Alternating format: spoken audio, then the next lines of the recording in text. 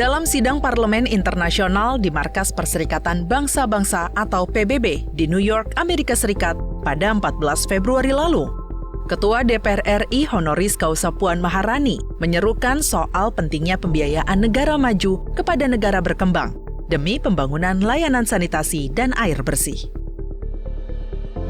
Di hadapan perwakilan parlemen-parlemen dunia, Puan menegaskan soal akses air bersih dan sanitasi yang merupakan hak asasi manusia yang paling mendasar. Sayangnya, pembangunan infrastruktur air bersih dan sanitasi ternyata membutuhkan investasi yang tidak sedikit. Padahal, salah satu poin dalam tujuan pembangunan berkelanjutan atau SDGs ada pada sektor lingkungan hidup untuk memastikan masyarakat mencapai akses universal pada air bersih dan sanitasi. In Indonesia, according to our law, it is the responsibility of the state to provide access to water facility. This is to ensure affordability of water services. For us, affordability is equally important as availability and accessibility. As government budget can only cover 30% of the total $40 billion required to build water and sanitation infrastructure, we also give priority to state-owned enterprises to build water facility. We are also open for private sector to invest in water facility while keeping water affordability for the consumer. So the question is how to balance between attracting private sector investment with maintaining affordability. To further strengthen global partnership, Indonesia will host the World Water Forum in 2024 under the theme Water for Shared Prosperity. We look forward to your active participation. Through our work, we can make a difference to help deliver clean water and sanitation to the people that we serve. Thank you. Dalam pidatonya, Puan berupaya memobilisasi agar investasi dan pembiayaan SDGs diprioritaskan ke negara berkembang, salah satunya Indonesia. Parlemen memainkan peran penting, baik dari fungsi legislatif, pengawasan, dan anggaran.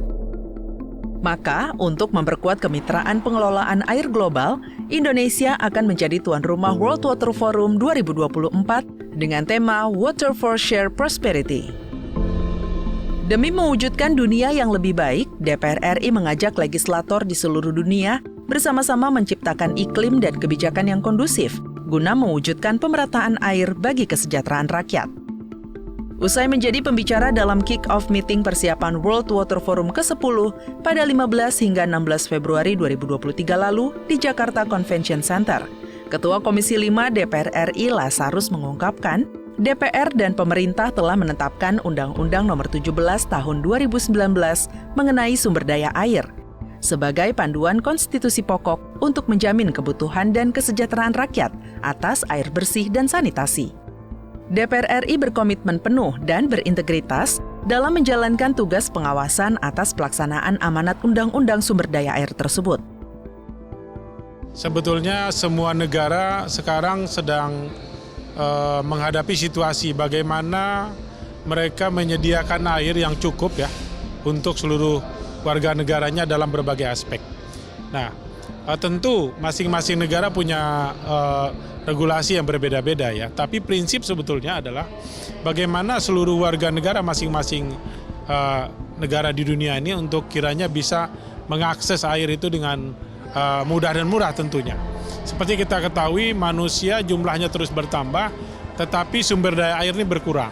Ini adalah tantangan bagi seluruh negara, sehingga diskusi-diskusi seperti ini menjadi penting. Bagaimana supaya kita secara bersama untuk memperkuat diri, bisa menyediakan sumber daya yang cukup buat seluruh warga negara kita masing-masing. Perjuangan belum selesai. Upaya memperjuangkan kebutuhan mendasar setiap masyarakat yang dilakukan DPR perlu ditindaklanjuti dengan serius. Karena meski terdengar sederhana, aktivitas keseharian manusia tidak bisa lepas dari sumber daya air. Pengelolaan dan pemenuhannya adalah mutlak tanggung jawab bersama. Tim Liputan TVR Parlemen melaporkan.